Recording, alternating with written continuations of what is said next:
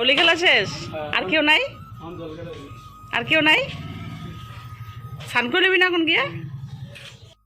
স্ক্রিনে না আইলে শুনুরে ফোন করে পাঠাই দাও।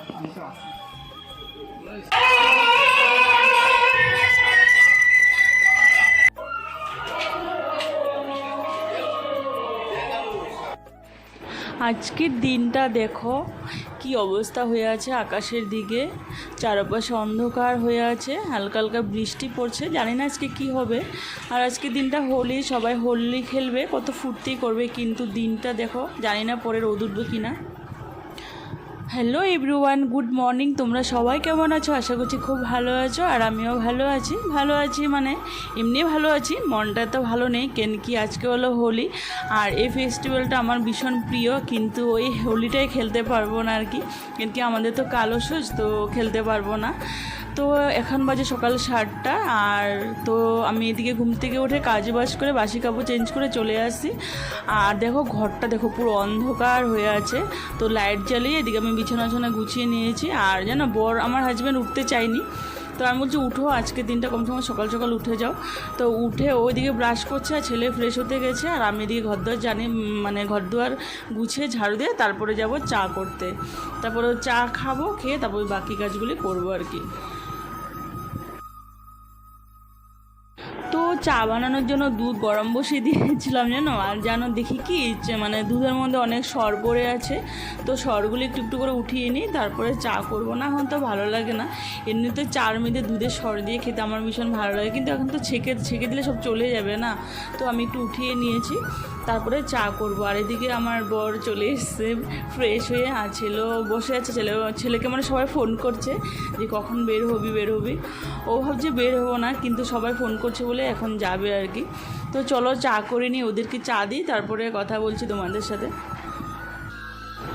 তো ওদেরকে চা দিয়ে মানে ভিডিও করতে পারিনি আর কি, ও ঝটপট করে চা খেয়ে বাজারে চলে গেছে, একটু কাজ ছিল, আর ছেলেও চলে গেছে।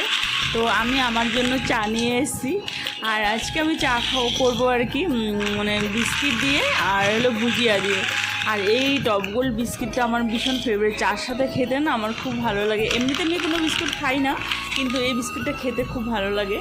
তো এই বিস্কিটটা জানো আমি যখনই চা দিয়ে খাই আর কি, দুটো তিনটে একসাথে করে এরকম চাতে দিয়ে তারপরে খাই। জানি না এটা কী অভ্যাস আমার, কিন্তু আমার বর এটা দেখলে খুব গালাগালি করে, বলে এটা কী অভ্যাস, একদম বাজে অভ্যাস, ও একদম ভালোবাসে না, কিন্তু আমার এটাই ভালো লাগে। যখনই এই বিস্কিটটা দিয়ে চা খাবো, মানে এরকম দুটো তিনটে একসাথে করে এভাবে খাবো, আর না তো বিস্কিট খাবো না, কি জানি না, খুব বাজে অভ্যাস এটা আমার, কিন্তু চেঞ্জ করতে পারি না, চেঞ্জ করতে হবে একটু একটু, কেন কি সবাই তো এই জিনিসটা ভালোবাসে না, ছোটো বাচ্চাদের মতো, তাই আর কি। তো ওরা সব আমার ওরা সবাই রং খেলতে গেছে, আর আমাদের তো এবার রং খেলা নেই। কী অবস্থা, আমি ঘর থেকে বেরোচ্ছি না, কেন কি ঘর থেকে বের হলে তো কী অবস্থা থাকবে। তো চলো আমি এদিকে রান্না করতে যাই। আর তো ওইদিকে দেখো আমি এদিকে সবজি কেটে নিচ্ছি, সবজি কেটে রেখে দেবো, পরে রান্না করব। কেন কি জানো রোদ উঠেছে, সকালবেলা তো বৃষ্টি হয়েছে তোমাদেরকে দেখালাম, কিন্তু জানো এখন খুব রোদ উঠেছে, তো ভাবছি একটু কাপড় চোপড়গুলি ধুয়ে নিই, তারপরে হলো রান্না করব। তো দেখো কাপড় ধুতে গিয়ে দেখি কি বা ওরা দেখি রং খেলতে যাচ্ছে, মানে ওই পাশে ওরা আরও অনেক লোক আছে না, ওদেরকে রং দিতে যাচ্ছিল। আর অন্য সময় এমন হয় আর কি, মানে এরমটাতে মানে আমি পুরো ভরে যাই রঙে, কিন্তু এবছর আমি এমনি আছি কোনো রং নেই। আর আমি যেন দাঁড়িয়েছিলাম, যাইনি, কেন কি ওরা ওদেরকে রং দিয়ে তারপরে দেখো এখন আমাদের গেটের দিকে আসছে। আর এখন দেখো ওদের অবস্থা দেখতে পাচ্ছ কী অবস্থা হয়ে আছে সত্যি। আর ওদেরকে দেখে আমার ভীষণ ভালো লাগছিলো, মানে আমি খুব এনজয় করেছিলাম, মনে হয় আমি একটু রং খেলি আর কি, কিন্তু কী করবো বলো, রং তো খেলতে পারবো না। তো সামনের বছর যদি সব কিছু ভালো থাকে, সামনের বছর আমিও রং খেলবো, আমার ভালো লাগে রং খেলা দেখে, আমার মানে ভীষণ ভালো লাগে আর কি। তারপরে এখন যাব কাপড় ধুতে, তো চলো যাই। তো দেখলে কী অবস্থা, তো এখন আমি যাই, ঝটপট করে আগে রান্না করি, কেন কি ছেলে আসবে একটু পরে, খাওয়া দাওয়া করবে, আর ওর তো হালত অবস্থা নাই মানে। তো চলো আগে ঝটপট করে রান্না করে নিই, তারপর। তো কাপড় ধুতে ধুতে অনেকটাই লেট হয়ে গেছিলো, তো আর কোনো ভিডিও করতে পারিনি, ঝটপট করে আগে রান্না করেছি। তো রান্না করেছি হলো গাজর আলু ভাজা, এদিকে ভাত বানিয়েছি, আর সজনে ডাঁটা আলু তরকারি আর কুয়াশ আলু আর এদিকে পনির রান্না করেছি। আর এইদিকে আমার ছেলের অবস্থা দেখো কি অবস্থা হয়ে আছে। ও সকালে বলছিল যাবো না মা, আমি বের হবো না, কেন কি জ্বর লাগছে। আর তারপরে আর ওর বন্ধুর পাল্লায় পড়ে, মানে ওরা বারে বারে ফোন করছিল, তো ও বেরিয়ে পড়লো। তো ওকে বলছি যা স্নান করে আস, তারপরে ভাত খেয়ে নিবি। তো ওইদিকেও দেখো ও স্নান করে চলে আসছে, আর এদিকে এখন ভাত খাবে। কিন্তু ওকে ভিডিও করা যায় না ভাত খাওয়ার সময়, দেখো ভিডিও করছি বলে ও মাথা লুকিয়ে দিচ্ছে, দেখো ভীষণ লজ্জা পায়। তো ভাত খাওয়ার পরে একটু পরে শুয়েছিলাম, কেন কি বৃষ্টি পড়ছিল, আর এখনও দেখো বৃষ্টি কমছে না।